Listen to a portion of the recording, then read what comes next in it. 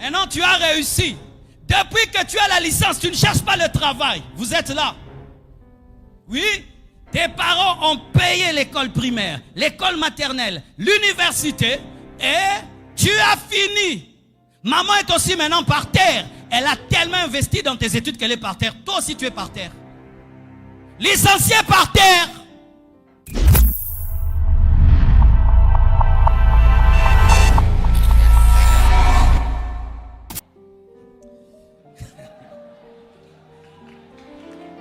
Je veux vous démontrer cela. Tu prends un jeune garçon de 30 ans qui est chez papa. Un autre de 30 ans qui habite son ghetto. Je vous dis, celui qui est dans le ghetto va réussir plus vite. Tu sais pourquoi? Celui qui est chez papa. Papa, le. Papa, yaourt. Papa, l'ampoule. Papier hygiénique. Mais oui, je sais ce que je dis. Hé, na âge na yo. Bazo sombelo bilora bongo. Quand il va chercher le travail, on dit, on a déjà engagé. Laissez tomber, papa est là. Mais celui qui est dans son ghetto, s'il n'a pas $20, il ne paye pas, on le chasse. S'il n'a pas $20, il n'a pas l'électricité. Des fois, il dort affamé. Hé, moutoua bongo. Tu lui dis, viens, je vais te donner le travail à 7 heures. Il viendra à 5 heures du matin. Tu lui dis, rentre. Il dit, je ne rentrerai pas. J'ai besoin de ce travail. Tu dois quitter tes parents. Tu dois quitter un environnement qui te donne la paix pour un environnement qui te donne la guerre afin d'avoir la paix.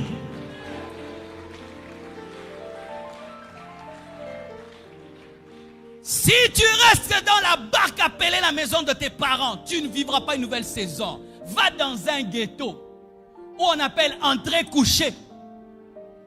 Oui, va dans ton entrée couchée. Mais c'est chez toi. Étant donné que tu as la pression du loyer, la pression de l'eau, la pression de l'électricité, tu ne peux pas jouer avec l'argent. Tu ne vas pas t'engager avec une fille rapidement. Pourquoi qu'on y a mon loyer? Donne la main que je te parle.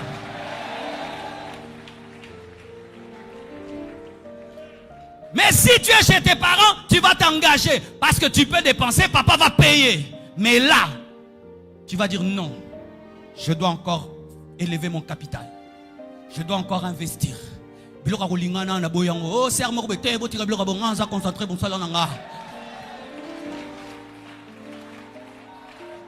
ce que je te prêche, moi je l'ai fait. À 24 ans, j'ai quitté mes parents.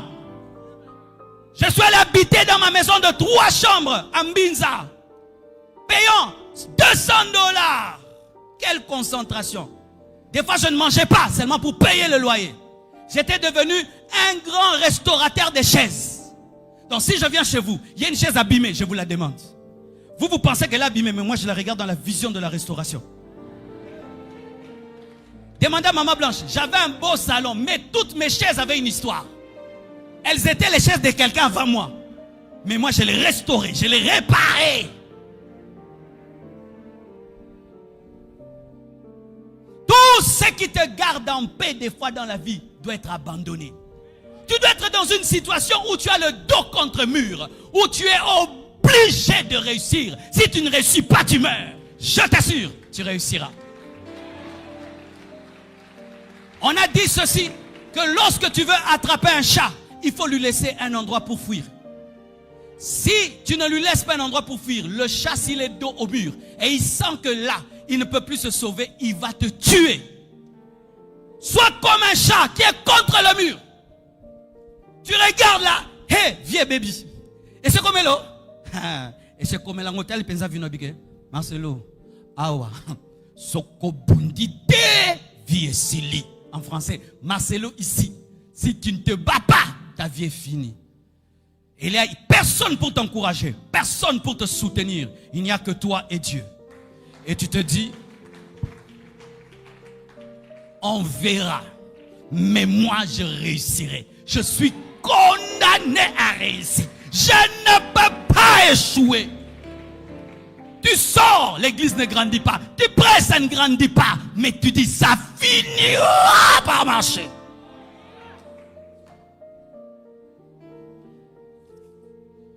Je vais vous montrer quelque chose en fini. J'ai besoin de 2 frères de la chorale. Dis à ton voisin, tu es obligé de réussir. Dis-lui bien. Dis-lui bien. Plus fort que ça. Plus fort que ça. Ça commence à venir. Ça commence à venir. Vous allez dormir sur vos ventres? Dormez sur vos ventres, oui. Ok. Ça, ce sont 2 amis. Pauvres. Les 2 sont pauvres, c'est pourquoi ils sont couchés. Les 2 ne réussissent pas dans la vie. Les 2 échouent. Et maintenant, regardez. Frère, tu vas soulever le frère tout en étant couché. Soulève-le.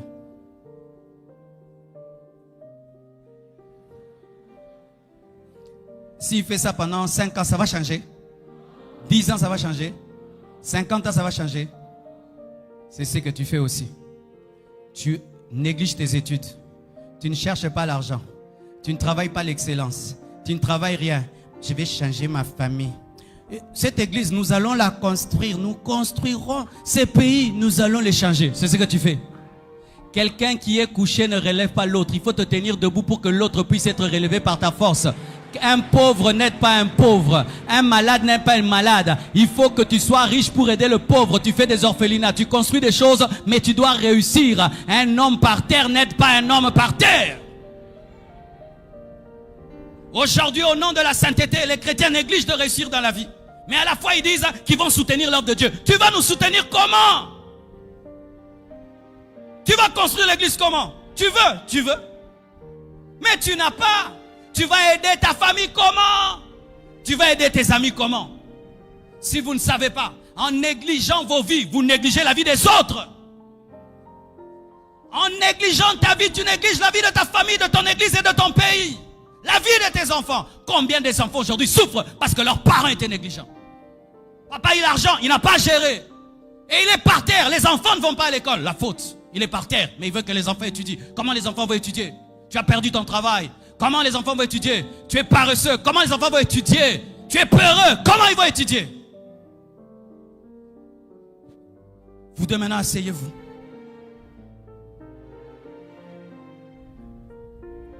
Oui, asseyez-vous toujours par terre. Et voilà maintenant. Certains, les parents les ont aidés. Papa t'a fait étudier. Et puis, tu as fini tes études. Et maman t'a fait étudier. Mais tu es toujours par terre. Ce n'est pas parce que tu as la licence que tu es devenu riche. Donne-moi la main un peu. Je vais un peu te rappeler ça. Parce qu'au Congo, les gens sont orgueilleux des diplômes. Le diplôme paye les loyers. Hein? On va te laisser que tu épouses une femme parce que tu es licencié. Quand tu présentes ta licence à l'hôtel, tu dors là-bas. Quand tu vas présenter ta licence, on va te donner une voiture. Que je présente vos licences, on va construire avec les Chinois. Je suis licencieux. PhD. C'est pas parce que tu es PhD que tu es une grande église. Hein? Homme de Dieu. Certains hommes de Dieu aussi. J'ai un doctorat en grec, doctorat en ceci. Avoir le doctorat, ce n'est pas l'onction, ce n'est pas les miracles et la croissance de l'église. Ce n'est qu'un doctorat. Maintenant, tu as réussi. Depuis que tu as la licence, tu ne cherches pas le travail. Vous êtes là. Oui, tes parents ont payé l'école primaire, l'école maternelle, l'université et tu as fini. Maman est aussi maintenant par terre. Elle a tellement investi dans tes études qu'elle est par terre. Toi aussi tu es par terre. Licencié par terre. Licencié par terre, alléluia. Donne-moi la main. Hein. Doctorant par terre, alléluia.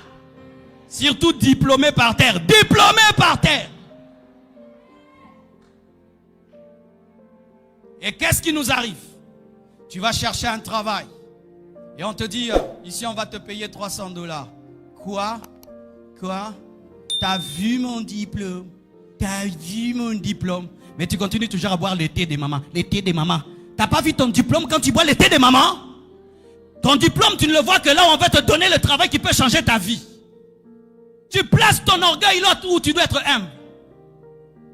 n'as pas vu mon diplôme. Une année, tu n'as pas vu mon diplôme. 2 ans, tu n'as pas vu mon diplôme. 10 ans. Et après, ton diplôme devient caduc. Parce qu'il souffre de mise à jour.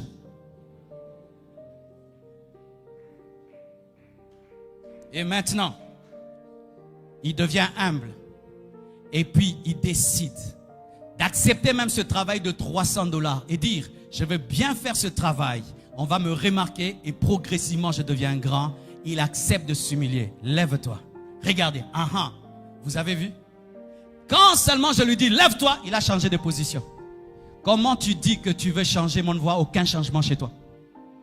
Tu parles toujours de la même manière. Tu agis de la même manière. Tu as toujours les mêmes habitudes. Tu as toujours le même caractère. Tu as toujours les mêmes réponses. Tu ne vas pas changer. Lorsqu'un homme veut changer, du coup, il se prépare à faire des choses nouvelles. Pourquoi? Il prépare d'être debout. Et quand tu veux être debout, les mains changent de position.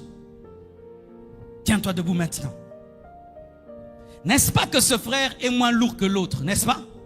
Et ce frère peut taper celui-ci, n'est-ce pas? Mais, lui étant donné qu'il est debout, il peut même transporter quelqu'un qui est plus lourd que lui. Si tu réussis, tu vas aider ton frère, ta soeur, ton père, ta mère, ton quartier. Tiens-le debout. Tiens-le maintenant debout.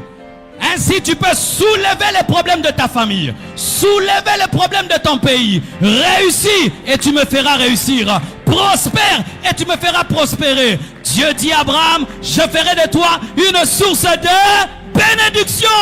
Que Dieu te donne d'être la fierté de tes parents, la fierté de ton pasteur, la fierté de ta famille, la fierté de ta nation. Que Dieu au travers de toi fasse étudier les autres, qu'il puisse donner des loyers aux autres, des logements aux autres. Qu'au travers de toi, tu puisses inspirer toute une génération.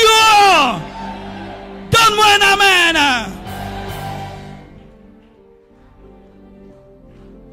Tu n'étudies pas que pour toi, il y a toute une génération derrière toi.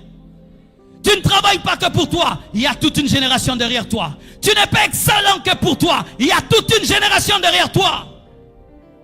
Ton échec, c'est l'échec de ta mère, c'est l'échec de tes frères, c'est l'échec de tes enfants, c'est l'échec de l'église. Un pasteur des pauvres est pauvre. Une église des pauvres est pauvre. Arrêtez de négliger vos vies. Soyez enragés. Jésus est venu dans ce monde avec une rage terrible. En 3 ans de ministère, mes frères, il a servi plus qu'aucun homme dans ce monde. Il a laissé des traces indélébiles, sans électricité, sans internet, sans télévision ni radio. Yesu tozozoe kana côté, yako sambela non. Jésus ne priait pas, c'est un bosseur. Il ne priait pas seulement, mais c'est un bosseur. Bosser dur.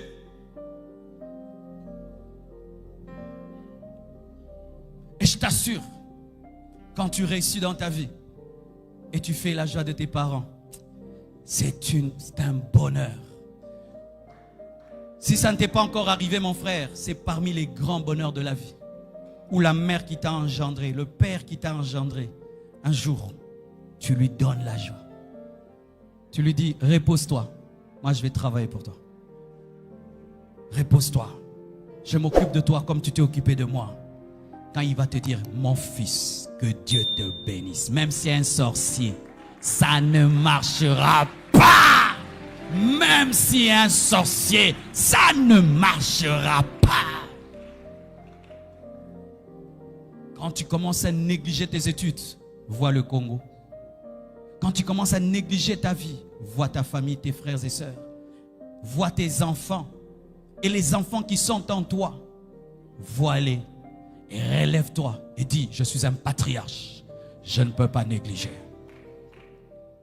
Abraham, le patriarche, est né comme tous les autres. Mais son succès, sa foi, a fait de lui le père de la foi. Toi aussi, tu es un patriarche. Patriarche, prends soin de toi. Il y a toute une génération qui va lire ton histoire et qui va dire, si lui l'a fait, nous le ferons aussi. Que Dieu vous bénisse.